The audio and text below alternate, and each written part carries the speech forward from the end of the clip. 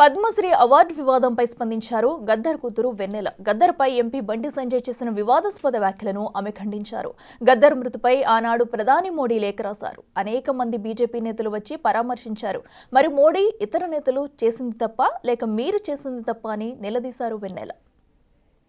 పద్మవిభూషణ్ పద్మశ్రీ అవార్డుల వివాదం తెలంగాణలో కొనసాగుతుంది. గద్దర్ బండెనక బండి గట్టి 16 బండ్లు గట్టి నైజాం సర్కారోడ్ అని చెప్పి ఉవ్వెత్తున తెలంగాణ ఉద్యమాన్ని మొదటి దశ ఉద్యమంలోనే ఉర్రూతలొగించాడు. తదుపరి పొడుస్తున్న పొద్దు మీద నడుస్తున్న గానమా అని చెప్పి కూడా మలిదశ ఉద్యమంలో ప్రజల్ని ముందుకు తీసుకెళ్లాడు. కానీ గద్దర్కు పద్మవిభూషణ్ అవార్డులు ఇవ్వాలని చెప్పి తెలంగాణ ప్రభుత్వం రికమెండ్ చేసింది. అవార్డులు ఎందుకు ఇవ్వాలని కూడా ప్రశ్నించింది. కానీ బండి సంజయ్ రకరకాల మాటలు మాట్లాడాడు. నక్సలైట్కు ఎందుకు ఇవ్వాలన్నాడు. ప్రస్తుతం గద్దరు కూతురు వెన్నెల ఉన్నారు. తెలంగాణ సాంస్కృతిక చైర్మన్ పదవి నిర్వహిస్తున్నారు. బండి సంజయ్ మాట్లాడాడు, ఎందుకు ఇవ్వాలి మీ నాన్నగారికి పదవి అని చెప్పి. అంటే నక్సలైట్గా ఉన్నాడు, తుపాకీ ఎక్కుపెట్టాడు, ఎంతోమంది అమరులను చేశాడు, పోలీసులను చంపాడని చెప్పి.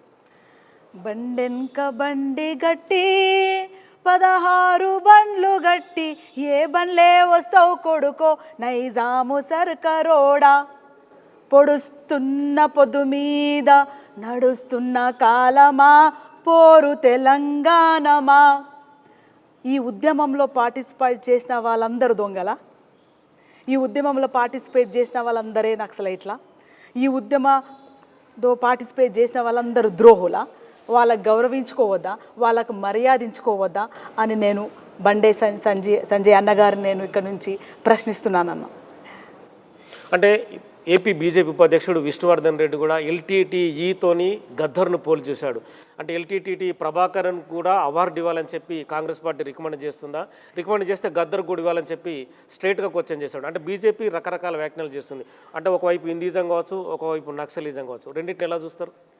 ఇక్కడ హిందూయిజం నక్సలిజం కాదండి. ఇక్కడ మనువాదం భారత రాజ్యాంగం మధ్యలో కొట్లాట అవుతుంది. హిందుత్వాన్ని మనమేమి దాని జోలికి పోతలేం. మనువాదం గురించి ఆడపిల్ల ఇంట్లోనే ఉండాలి, ఆడపిల్ల చదువుకుంటే భర్త నరకం పోతాడు అనే ఒక్క వాదం నుంచి గొడవ జరుగుతుంది. ఇక్కడ జనాలకు తెలియందేమంటే అంటే అమాయకంగా మాట్లాడుతున్నారు. ఒక ప్రభుత్వ స్థానంలో ఉండి ఒక బాధ్యత గల స్థానంలో ఉన్న మన బండి సంజయ్ అన్నగారు కానీ విష్ణు అన్నగారు కానీ what is the basic criteria of selecting a person from the India, from the country for the award? So first ఆ క్రైటీరియా తెలుసుకోండి. ఆ క్రైటీరియాను పట్టే మనము దానికి ఎలిజిబులా కాదా అని ఫస్ట్ అది తెలుసుకోవాలి. అది తెలియకనే ఈ కన్ఫ్యూజన్లో మాట్లాడుతున్నారని నేను అనుకుంటున్నానని. మావోయిస్ట్ పార్టీ మీద కాంగ్రెస్ పార్టీ నిషేధం విధించింది. అదే కాంగ్రెస్ పార్టీ గద్దర్కు అవార్డు ఇవ్వమని ఎందుకు అడుగుతుంది అనేది క్వశ్చన్. కాంగ్రెస్ పార్టీ ఒకప్పుడు నక్సలైట్ల మీద నిషేధం పెట్టింది వాస్తవమే.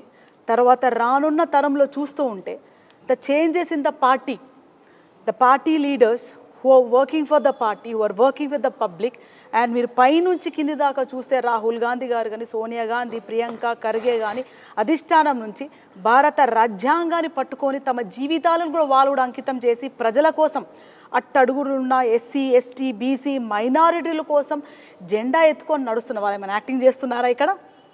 కదా. అదే పార్టీ వాళ్ళ ప్రజలకు ఏది మంచిది, ప్రజల కోసం ఎలా మనం ముందుకెళ్ళాలి, పార్టీలో మేనిఫెస్టోలో కానీ, పార్టీ కార్యాచరణలో కానీ, పార్టీలో ప్రజల కోసం ఏది మంచిది ఉంటుందని తమను మార్పు చేసుకొని పోతున్న ఒక బిగ్గెస్ట్ డెమోక్రటిక్ పార్టీగా గద్దరన్న భావించి గద్దరన్న చివరిగా కూడా మనం ఒక డెమోక్రటిక్ పార్టీకి సపోర్ట్ చేసి పోవాలని తను సపోర్ట్ చేస్తూ వచ్చి ఆయన వాయిస్ త్రూ కాంగ్రెస్ పార్టీ ఇక్కడ గెలిచింది. అందుకే కాంగ్రెస్ పార్టీ ఓన్లీ గద్దరన్న ఒక నక్సలైటో గద్దరన్న ఇంకోళ్ళని చూసాను. కాంగ్రెస్ పార్టీ ఇక్కడ తెలంగాణ ప్రజలు రేవంత్ అన్న కానీ, బట్టి అన్న కానీ, కాంగ్రెస్ పార్టీ కానీ ఒక ఇండివిజువల్ని ఎలా చూస్తుందంటే what is his sacrifices, what is his contribution to the society. ఒక పాటతోని ప్రపంచాన్ని కదిలించిన వ్యక్తి, ఒక పాటతోని తెలంగాణ రాష్ట్రాన్ని ఇప్పించిన వ్యక్తి, ఒక పాటతోని ఒక రాజ్యాన్ని కూల్చేసిన వ్యక్తిగా ఆయనని పరిగణంలోకి తీసుకొచ్చి ప్రజల గుండెలో ఉన్నారు, ప్రజల మన్నులో విన్నారు, ప్రజలు అవార్డు ఇచ్చినారు, ఈ అవార్డులు ఎంత అని కన్సిడర్ చేసి అలాంటి మనుషులు అలాంటి మనుషులను, అలాంటి గొప్ప వ్యక్తులను రానున్న తరానికి పరిచయం చేయాలి, రానున్న తరానికి తెలియజేయాలి, రానున్న తరానికి ఒక గాడ్ ఫాదర్గా, ఒక దేవుడిగా, ఒక మంచిగా, ఒక లీడర్గా నిలబెట్టాలనే ఉద్దేశంతో కాంగ్రెస్ పార్టీ ముందుకు వెళ్తుంటే అట్లాగే ప్రజలు కూడా దాన్ని యాక్సెప్ట్ చేస్తున్నారు. ప్రజలు కూడా పెద్ద ఎత్తున ఆ మెసేజ్ని యాక్సెప్ట్ చేయడం జీర్ణించుకోలేక ఇలాంటి రాజకీయ నాటకాలు ఆడుతున్నారని నేను అనుకుంటున్నాను. గద్దరు వల్ల పడావుల ఎన్కౌంటర్లో చాలామంది పోలీసులు అమరవీరులయ్యారు. ఒకనాడు నక్సలైట్లకు వ్యతిరేకంగా కూడా గద్దర్ పోలీసులకి అంటే కొరియర్గా పనిచేశాడని చెప్పి రకరకాల ఆరోపణలు చేసిన పరిస్థితి. అంటే ఈ రెండు అంశాలను ఎలా చూస్తారు? మొదటిగా అక్కడ పోలీసులు ఏ విధంగా చనిపోతున్నారో ఇక్కడ నక్సలైట్లు అలాగే చనిపోతున్నారు. అక్కడ పోలీసులు ఉద్యోగ బాధ్యత నిర్వహిస్తున్నారు, ఇక్కడ నక్సలైట్ ప్రజల బాధ్యత నిర్వహిస్తున్నారు. నక్సలైట్ ఏం బిజినెస్ పర్సన్స్ కాదు, ఆదివాసుల పోరాటం. ఆదివాసులు నక్సలైట్ ఏం బిజినెస్ పర్సన్ లేదు, ఫ్యామిలీ కోసం కోట్లు కూడా పెడతలేరు, లేకుంటే పేరు కోసం పరపతి కోసము చేయట్లేదు. వాళ్ళు భారతదేశ పీడిత ప్రజల తరఫు నిలబడి కొట్లాడుతున్నారు. ఈ వ్యత్యాసం మనం ప్రజలకు అందరికీ తెలుసు, అది గుర్తుపెట్టుకోవాల్సిన అవసరం ఉంది. It doesn't mean that we are promoting somebody else. We have to be educated, have to know what is right and wrong. అది కదా మెసేజ్ ఇవ్వాల్సింది. సో అక్కడ మరణిస్తున్నారు, ఇక్కడ దీనికి కారణం ఏంది? గద్దరన్న ఈ వ్యక్తులను నిందించేవారు, గద్దరన్న వ్యవస్థని, సిస్టమ్ని నిందించేవారు. ఎవరైతే ప్రభుత్వ పాలనలో ఉన్నారో వాళ్ళది తప్పంటున్నాడు, కానీ నీదని తప్పనట్లేదు. సో వాళ్ళు బాధ్యతే, వీళ్ళు బాధ్యత అదే అన్నారు. ఆ కన్ను ఈ కన్ను నాదే, ఈ కన్ను నీదే, మనం పొడుచుకుంటున్నాం, వాడు మాత్రం ఆడ మంచిగా కూర్చున్నాడు అన్నాడు. అవునా? అట్లా అన్నమాట. నా సాకింద నిన్ను జైలబెట్టినారు, నీకు నాకు తేడా లేదయ్యో ఓ పోలీస్ అన్న, దారి తప్ప పోరు తప్ప దారి లేదన్నో మా పోలీస్ అన్న అని మాట రాసి పోలీసుల మీద పాట రాసిన మొదటి వ్యక్తి మన గద్దరన్ననే కదా. ఎస్. సో గద్దరు ఏనాడు పదవులను ఆశించలేదు, ఏనాడు కోటీశ్వరుడు కావాలని ప్రయత్నం చేయలేదు. గత ప్రభుత్వంలో కూడా గద్దరు గేటు దగ్గర కూర్చొని అప్పటి ముఖ్యమంత్రి అపాయింట్మెంట్ కోసం కూడా చూసిన పరిస్థితి. కానీ ఈనాడు బండి సంజయ్ అంటే కేంద్ర ప్రభుత్వము బండి సంజయ్తో మాట్లాడించిందా, బండి సంజయ్ స్వయంగా మాట్లాడింది అనేది ఇక్కడ నెక్స్ట్ విషయం. సో గద్దర్ని టార్గెట్ చేయడం అనేది మీకేమనిపిస్తుంది? ఇక్కడ గద్దరన్ననే టార్గెట్ కాదండి. గద్దరన్న ఏ పదవులకు, ఏ పురస్కారాలకు ఎప్పుడు ఆశపడలేదు. ఆయన ఆశపడ్డదంతా యావత్ ప్రపంచం, భారతదేశం ప్రజలంతా ఆనందంగా సుఖశాంతులతో బతకాలని. చివరి వారికి కూడా తను ఆపరేషన్కి ఎందుకు వెళ్తున్నావు నాన్న అంటే, నేను ఆపరేషన్ చేసుకుంటే ఇంకా 10 ఏళ్ళు బతుకుతే నేను ఇక్కడ నుంచి మరో సాంస్కృతిక యుద్ధాన్ని ప్రకటిస్తా, ప్రజలందరినీ కలుపుకొని ఒక నవ సమాజాన్ని ఏర్పరిచేసేస్తా అని చెప్పి అన్న వ్యక్తి ఎటువంటి దానికి ఆశపడలేదు ఆయన. అది మొదటిగా ప్రజలకు అందరికీ తెలుసు, మన బండి సంజయ్ అన్న గారు కానీ పెద్దలకు అందరికీ కూడా తెలుసు. దాన్ని అట్లా లోపల దాపెట్టుకుంటున్నారని అనుకుంటున్నాను. ఇక్కడ గద్దరన్న టార్గెట్ కాదండి. ఇక్కడ ఎవరైతే తెలంగాణ కోసం కొట్లాడుతున్నారో, ఎవరైతే కొట్లాడుతున్నారో కూడా నాలాంటి వాళ్ళు పాలిటిక్స్లోకి వచ్చి ప్రజల కోసం పనిచేయాలన్నప్పుడు నిజాయితీగా అన్ని త్యాగం చేసి వస్తున్న వాళ్ళని మానసికంగా దాడి చేయడం అన్నమాట ఇది. అట్లాగే కాంగ్రెస్ పార్టీ ఏదైతే రాజ్యాంగాన్ని రక్షించుకుండాలని ఒక మూట పోతున్నారో వాళ్ళ మీద నిందలేయడం, ఇట్లాంటి వాళ్ళకి చేస్తారా అన్నది. మరి మీరేం చేస్తున్నారు ప్రజల కోసం? ఎంతమంది దళితుని చంపేస్తున్నారు, ఎంతమంది స్త్రీలను చంపేస్తున్నారు, భూములు గుంజుకుంటున్నారు, ఆదివాసుల భూములు గుంజుకుంటున్నారు. మీరు జరుగుతూనే ఉంది కదా. అది ఏ పార్టీ వాళ్ళు చేస్తున్నారు, ఎలా చేస్తున్నారు, ఏ ప్రభుత్వం పరంగా చేస్తున్నారని జవాబు చెప్పాల్సిందో కోరుతున్నాను. అట్లా ఏమన్నారు, గద్దరన్న గారు హంతకుడు, చంపేశాడని స్పష్టం. చంపేసి ఉంటే ఇన్ని రోజులు ఆయన బతుకున్నప్పుడు ఎందుకు మాట్లాడలేదు? బతుకున్నప్పుడు ఎవరు చంపినరో, ఎవరు చంపబడ్డారో చూపెట్టండి. ఈ కిల్డ్ పర్సనలీ అన్నాడు, రైట్. సో అది తప్పకుండా మన బీజేపీ తరఫున అన్నలు ఖచ్చితంగా ఆ ప్రూఫ్లు ప్రజలకి అందజేయాల్సిందిగా కోరుతున్నాం. స్వయంగా నరేంద్ర మోడీ ప్రధానమంత్రి హోదాలో గద్దరుడు అమరుడైన రోజు ఒక లెటర్ పంపించారు, కండోలెన్స్ మెసేజ్ కూడా ఇచ్చారు. అవును. సో ఈరోజు ఒక ప్రధానమంత్రి ఇప్పటికి కూడా కంటిన్యూగా మోడీ కంటిన్యూ అవుతున్నాడు, కానీ వాళ్ళ నేతలు మాత్రం ఇష్టం వచ్చిన రీతిలో మాట్లాడుతున్నారు. ఈ లెటర్ని బట్టి ఏం చెప్పదలుచుకున్నారు? ఈ లెటర్ బట్టి చెప్పదలుచుకున్నాం అంటే there is no systematic discipline in the party itself అని అనుకుంటున్నాను నేను. ఎందుకంటే రాజు ఒక మాట మాట్లాడుతుండ్రు, కార్యకర్త సైనికుడు ఒక మాట మాట్లాడుతున్నట్టు అనిపిస్తుంది. అందుకే చాలా మందికి చాలా విషయాలు తెలియదు. ఒక పదవిలో ఉన్నప్పుడు, ఒక బాధ్యత గల పోస్ట్లో ఉన్నప్పుడు ప్రజలను ఉద్దేశించేటప్పుడు ప్రజలను ఎప్పుడు దారి పట్టించొద్దని గద్దరని చెప్తుండే. మనం మాట్లాడితే ప్రజలకు న్యాయమైన మాట నిర్దేశంగా చాలా క్లియర్గా చెప్పాలని ఉంటుండేమాట. సో ఎప్పుడైతే మోడీ గారు నాన్నగారు చనిపోయినాక కుటుంబానికి అమ్మగారికి లెటర్ రాసినప్పుడు చాలా క్లియర్గా చెప్పారు, ఒక మహా గొప్ప కళాకారుణ్ణి తెలంగాణ కోసం ప్రజల కోసం ఆయన చనిపోయాడు, మన భారతదేశం ఆయనను మిస్ అవుతున్నామని ఆయన రాశారు. మరి ఈయననేమో ఇంకోటి అంటున్నారు, రైట్? సో అది తెలవకుండా మాట్లాడడమే అనేది నేను అనుకుంటున్నాను. ఖచ్చితంగా ఒక బాధ్యత గల పదవిలో ఉన్నప్పుడు చాలా బాధ్యతగా మాట్లాడాల్సిన బాధ్యత మనకు ఉందనుకుంటున్నాను. అట్లా ఇక్కడ గద్దరనే కాదు, ఇక్కడ తెలంగాణ కోసము ప్రజల కోసం కొట్లాడుతున్న వాళ్ళని అందరిని నించినాడు. ఒక కళాకారుడుగా ఆయన కళాకారులని మొత్తం యావత్ భారతదేశ కళాకారులను కూడా నిందిస్తున్నాడని నేను అనుకుంటున్నాను. ఆనాడు 1969 ఉద్యమంలో గద్దరు కాళ్లకు గజ్జలు కట్టి ఎంతోమంది ప్రజలను ఉత్సవవంతులను చేశాడు. అప్పుడు ఎంతోమంది అమరులయ్యారు. ఆనాటి తెలంగాణ రాలేదని చెప్పి మలిదశ ఉద్యమంలో కూడా తెలంగాణ సినిమాలో కూడా పొడుస్తున్న పొద్దు మీద అని చెప్పి తన జీవితాన్ని సాక్రిఫై చేస్తూ ఏ రోజు బట్టలు వేసుకోవడం కావచ్చు, కానీ ఇంకో రకంగా ఎంజాయ్మెంట్ అనేది లేకుండా గడిపిన పరిస్థితి. ఒక కూతురుగా నీ తండ్రి నీ కళ్ళ ముందే కనిపించిన పరిస్థితి. ఏం చెప్పదలుచుకున్నాడు తండ్రి గురించి? ఆయన చాలా మహానుభావుడు. ఎన్ని మాటలు చెప్పినా కానీ తక్కువే ఆయన గురించి. ఆయన సూర్యుడు, అందరు అస్తమించిపోయింది అనుకుంటారు. సూర్యుడి మీద పాట కూడా రాసినట్టు అస్తమించిపోయాడు అనమాట. అందరు అనుకుంటారు అస్తమించిపోయింది సూర్యుడు అనుకుంటారు, చీకటే మాదే రాజ్యం అనుకుంటారు. కానీ మళ్ళీ తెల్లారి వస్తాడు సూర్యుడు. సూర్యుడి మీద ఉమ్మేస్తే ఏమవుతుందా, నీ మీద పడుతుంది అనేది అట్లమాట. గద్దరన్న ఆయన ఒక చరిత్రకారుడు, యుగపురుషుడు.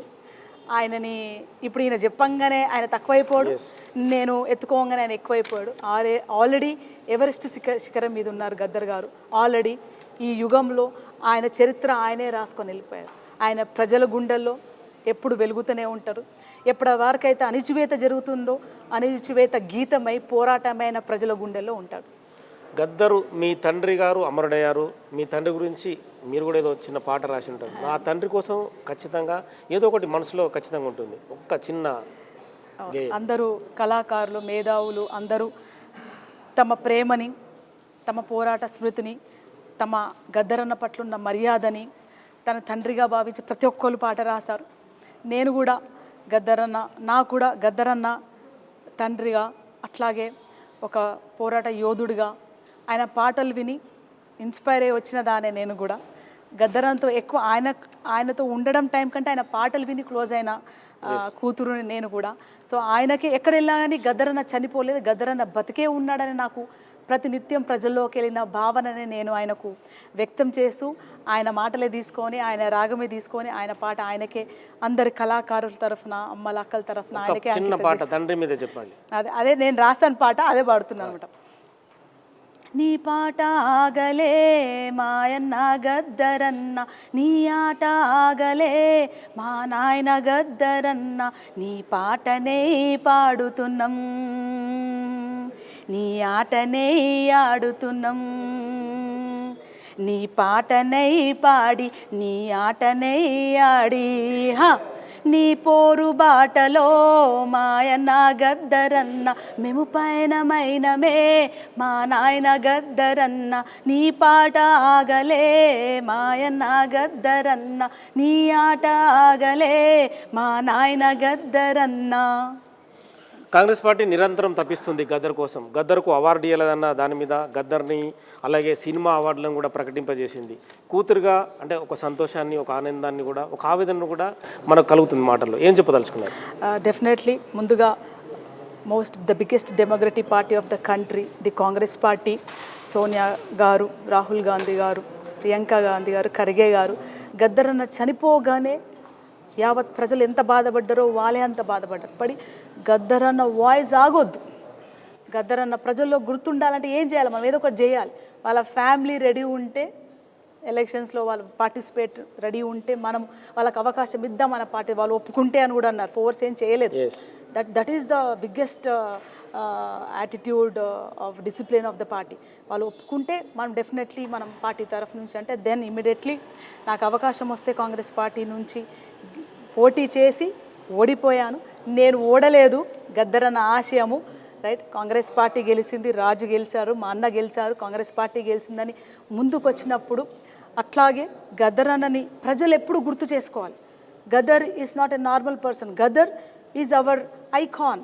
గద్దర్ అనగానే ఇప్పుడు ప్రతి ఒక్క మనిషి తెలంగాణ అనగానే గద్దర్ అన్న, గద్దర్ పాట ఆట మాట ప్రతి ఒక్కరు ఎవ్రీ పర్సన్ ఎవ్రీ కుటుంబం ఒక్క పేద నుంచి పై స్థాయి దాకా గద్దర్ అనగానే మా గౌరవం, they feel very proud. So అలాంటి మా ఐకాన్ని గద్దర్ అవార్డ్స్గా ప్రకటించి ఫిలిం ఇండస్ట్రీకి 10 ఏళ్ళుగా ఒక మర్యాద దక్కని ఫిలిం ఇండస్ట్రీకి మాకు మర్యాదగా, అంటే మీకు మర్యాద ఇస్తున్నాం, మేము గౌరవించుకుంటున్నాం, అంటే హయ్యెస్ట్ గౌరవం మాకు గద్దర్ అన్న కాబట్టి అది మీకు ఇస్తున్నామని ఫిలిం ఇండస్ట్రీకి ఇవ్వడం. అట్లాగే గద్దర్ అన్న బిడ్డకు ఒక తెలంగాణ సంస్కృత సారథిగా నియమించడం, ప్రజల్లో ఉండాలి, ప్రజలలో కనిపిస్తుండాలి అని చెప్పి నాకు ఇవ్వడం.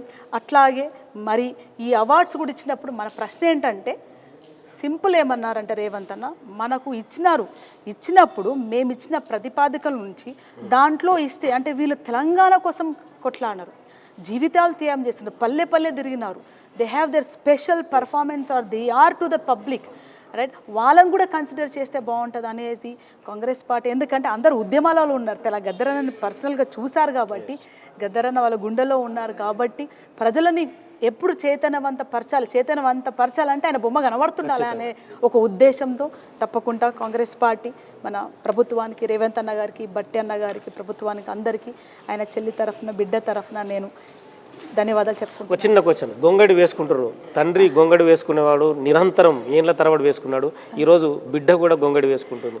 గొంగడి వేసుకున్నప్పుడల్లా మీకు అంటే మనసులో ఒక ఇది అనిపిస్తుంటుంది? అవును, నాకు కాంగ్రెస్ పార్టీ నుంచి టికెట్ అనౌన్స్ చేయగానే ఈ గొంగడి భుజాన వేసుకొని నేను ప్రచారానికి వచ్చాను. ఎందుకంటే నేను వచ్చానంటే గద్దరన్న బిడ్డగానే వచ్చాను, గద్దరన్న బిడ్డగానే కంటిన్యూ అవుతుంది. సొంత వ్యక్తిత్వం ఉన్నా సరే నేను గద్దరన్న ఇప్పుడు కూడా మీరు అది ఎందుకు వేసుకున్నాను అంటే, నేను ఎందుకోసం వచ్చాను, రాజకీయంలో రాగానే మారిపోతుంటారు, రాజకీయంలో వచ్చేది చెప్పడం ఒక మాట ఉంటారు, చేసేది ఒకటి ఉంటుంది, అయ్యేది ఒకటి. నేను ఎందుకోసం రాజకీయంలోకి వచ్చాను, గద్దర్ అన్న మన పాలన మనకే, పార్లమెంటుకు బాట, నేను బరిలో ఉంటాను, ఓడినా గెలిచినా బరిలో ఉంటాను, నా ఓటు నేను వేసుకొని వస్తాను, ఎవరు వేయకపోయినా నా ఓటు నేనే వేసుకొని వస్తానన్న గొప్ప వ్యక్తికి నేను తప్పకుండా ఆయన అడుగులో అడుగైతాను వచ్చినందుకు నేను ఎందుకు వచ్చాను, ఏడికి పోవాలి, నా పనేంది అని నిరంతరం నాకు గుర్తు చేస్తూ నాకు ధైర్యాన్ని ఇచ్చేది ఈ గొంగడి తప్ప. ఎందుకంటే పాలిటిక్స్లోకి ఎందుకు వస్తారంటే వెనకాల తండ్రి ఉంటేనో, అన్న ఉంటేనో, అమ్మ ఉంటేనో, బ్యాక్గ్రౌండ్ ఉంటే ముందుకు దుంకుతారు. నాకు బ్యాక్గ్రౌండ్ తెలంగాణ ప్రజలు, నా ప్రజారికం, కళాకారులు, మేధావులు ధైర్యం ఇచ్చేది ఈ గొంగడి. చివరిగా ఒక్కటే క్వశ్చన్, తెలంగాణ సాంస్కృతిక మండలి చైర్మన్గా గతంలో అనేక ఆరోపణలు అక్రమాలు జరిగాయన్నారు. నెక్స్ట్ భవిష్యత్ తరాలకి పాటలు ఆటలు అందించే వాళ్ళకి మీ ప్రోత్సాహం ఎలా ఉండబోతుంది? తప్పకుండా ఒక పాట గుండెని కదిలిస్తుంటుంది, గుండెలో భావాలని రెట్టింపు చేసి ఆ భావాలని, ఆ ఆశలని సాధన కోరకే ముందుకెళ్తుంది. పాటలో ఉన్నంత శక్తి దేంట్లో లేదు. సో ప్రియమైన ప్రజలు, పాట ఎప్పుడు తప్పు చేయదు, పాట తప్పు దారి పట్టినా సరే మళ్ళీ తన దారికి వస్తుంది. సో సాంస్కృతిక శాఖ నుంచి కూడా తప్పులు పెద్దగా ఏం చేయలేదు, చిన్న చిన్న తప్పులే, ఆ తప్పులన్నీ మేము సరిదిద్దుకుంటూ, అంటే ఇక్కడ ఒక మనిషిని అనుకుంటే ఒక సిస్టంలో తప్పులు జరుగుతాయి, ఆ సిస్టమ్ని, అందుకే సిస్టమ్ తప్పులు జరిగితే ప్రజలు చాలా గొప్పవాళ్ళు, వీళ్ళని దించేసి వాళ్ళ పెడతారు అట్లా ఉంటుంది. సో డెఫినెట్లీ మాకు బాధ్యతలు ఇచ్చినప్పుడు తప్పులను సరిదిద్దుకుంటూ ప్రజల్లోకి వెళ్ళి ప్రభుత్వ పరంగా వస్తున్న స్కీములు అట్టడుగులున్న ప్రజలకు అందించడమే తెలంగాణ సంస్కృతి సారథి పని. ఎందుకు అట్టడుగున ప్రజలకంటే ఈ స్కీములు వస్తున్న నిజమైన లబ్ధిదారులకు పొందాలి, మధ్యలో దళారీ లేకుండా అనే ఒక ఉద్దేశం. దాన్ని తప్పకుండా టైంలో మెల్లిమెల్లిగా ఒక్కొక్కటి చేసుకుంటూ వస్తున్నాం. ప్రజల్లోకి ఆటై పాటై స్ఫూర్తి తప్పకుండా వస్తాం. ఏం చెప్పదలుచుకున్నారు? కాంగ్రెస్ పార్టీ ప్రభుత్వం మీకు సంతృప్తినిచ్చిందా? అటు గద్దర్ అయితే కాంగ్రెస్ పార్టీ ప్రభుత్వం వచ్చిన సందర్భంలో లేడు కాబట్టి కూతురుగా మీ ఎక్స్ప్రెషన్ తప్పకుండా సంతృప్తినిచ్చింది. ఇంకా అసలు మేము ఎంత చేస్తున్నా కానీ మీడియా బయటికి వెళ్ళట్లేదు, సోషల్ మీడియా అంత రాంగ్ మెసేజ్ వెళ్తుంది. కానీ ఎప్పుడు గద్దర్ అని అంటారు, ప్రజలు చాలా గొప్పవాళ్ళు, వాళ్ళు గొర్రెలు కాదు, వాళ్ళ అమాయకులు. ఎందుకంటే వెయిట్ చేస్తుంటారు. మేము పెద్దగా ఎక్కువ ప్రచారం చేయకపోయినా సరే ప్రజలకు తెలుసు, కాంగ్రెస్ పార్టీ కార్యకర్తలు కానీ, కాంగ్రెస్ పార్టీ మంత్రులు కానీ, రేవంత్ అన్న కానీ, మేమందరం కానీ ప్రజలకు చేరువ కావడానికి, ప్రజలకు ఇప్పుడు ఏదో ఒకటి ఇచ్చేసి వాళ్ళని మభ్య పెట్టడం కాదు, ప్రజలకు ఒక 100 ఏళ్ల కోసం ప్లాన్ వేసి ఏది చేస్తే మంచిది అనేది ఒక ప్రణాళికతో ఒక్కొక్కటి ఎంత నిందలు వస్తున్నా, ఎంత అవమానాలు వస్తున్నా కానీ మన ప్రభుత్వం చాలా గట్టిగా ఇది కరెక్టు ఇప్పుడు మీరు ఒప్పుకోపోవచ్చు, కానీ ఒక 100 ఏళ్ళ తర్వాత the Congress party is right and the leadership of our Revanth అన్న అట్ తెలంగాణ ఈజ్ రైట్ అని తప్పకుండా రానున్న తరం చెప్తారని నేను గట్టిగా నమ్ముతాను. థ్యాంక్ యూ, ధన్యవాదాలండి. గద్దర్ పైన ఎన్ని విమర్శలు వచ్చినా, ప్రత్యర్థులు ఎన్ని ఆరోపణలు చేసినా, గద్దర్ అనే వ్యక్తి తెలంగాణకి ఐకాన్ అని చెప్పి తెలంగాణ సాంస్కృతిక చైర్మన్ వెన్నెల అంటున్నారు. ఎవరైతే నేతలు విమర్శలు చేస్తున్నారో వాళ్ళ విజ్ఞతకే వదిలేస్తున్నాను అంటున్నారు. తెలంగాణలో కాంగ్రెస్ పార్టీ ప్రభుత్వం గద్దరికి సినిమా అవార్డు పేరు ప్రకటించడమే గొప్ప విషయమని, గద్దర్ అనే వ్యక్తి తెలంగాణ ప్రజల గుండెల్లో, తెలంగాణ పోరాటంలో ఉన్నాడు కాబట్టి ప్రజల గుండెల్లో ఎప్పటికీ నిలిచిపోతుంటాడు. అవార్డులు కాదు, గద్దర్ అనే పేరే అవార్డు అని చెప్పి చెప్తున్న పరిస్థితి. With cameraman Santosh, Nagesh, Big TV.